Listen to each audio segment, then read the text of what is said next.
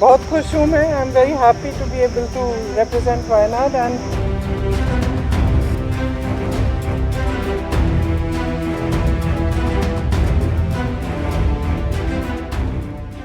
लोकसभा चुनाव में 2 सीटों पर चुनाव जीते राहुल गांधी रायबरेली से सांसद रहेंगे। राहुल गांधी को किसी एक सीट को लेकर 18 जून से पहले फैसला करना था। ऐसे में राहुल गांधी ने रायबरेली सीट से सांसद बने रहना चुना है, यानी राहुल गांधी वायनाड छोड़ रहे हैं। इस ऐलान के साथ ही वायनाड से कांग्रेस ने प्रियंका गांधी के चुनाव लड़ने का भी ऐलान कर दिया है, यानी अब तक कांग्रेस को चुनाव जिताने वाली प्रियंका खुद चुनाव लड़ने जा रही है। इस ऐलान के साथ ही प्रियंका गांधी की चुनावी पारी की भी शुरुआत होने जा रही है। प्रत्याशी बनाए जाने के बाद प्रियंका ने कहा कि वो वायनाड में राहुल गांधी की कमी महसूस नहीं होने देंगी। और क्या कुछ कहा, सुनिए। बहुत खुश हूँ मैं। I am very happy to be able to represent Wayanad and all I will say is that I won't let them feel his absence. As he said, he'll come many times with me, but I will work as hard and I will try my best to make everybody happy and to be a good representative.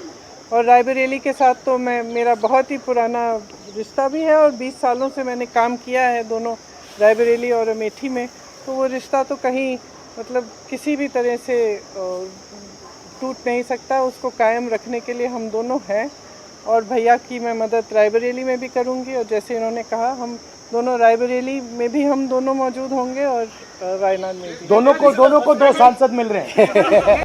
Priyanka Gandhi के नाम के ऐलान होने के बाद राहुल गांधी ने बहन को गले लगाया और इस दौरान प्रियंका थोड़ी भावुक भी नजर आई।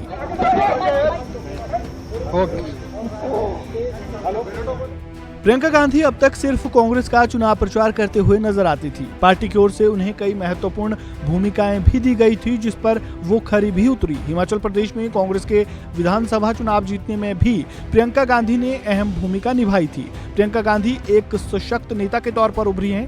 प्रियंका में लोग उनकी दादी यानी इंदिरा गांधी की छवि देखते हैं। वे केवल दिखने में ही वैसी नहीं हैं, बल्कि उनकी लोगों तक आसान पहुंच की भी काबिलियत अपनी दादी की तरह ही है और मंचों से दिए गए उनके भाषणों में भी ये छवि साफ तौर पर नजर आती है। प्रियंका के साथ काम करने वाले कार्यकर्ताओं का कहना है कि वो लोगों से सीधे जुड़ती है और सीधे जुड़ने में ही विश्वास रखती है। प्रियंका गांधी की राजनीति में वैसे तो एंट्री 1999 के लोकसभा चुनाव में हुई थी, जब वे अमेठी में अपनी मां सोनिया गांधी के लिए प्रचार में जुटी थी। सोनिया के कांग्रेस अध्यक्ष बनने के बाद उनका ये पहला चुनाव था। इसके बाद प्रियंका ने साल 2004 में राहुल के लिए अमेठी में भी सफलतापूर्वक कमान संभाली। ये राहुल का पहला चुनाव था और अब प्रियंका खुद चुनावी मैदान में उतरी हैं और वायनाड से अपनी राजनीतिक पारी की शुरुआत करने जा रही है।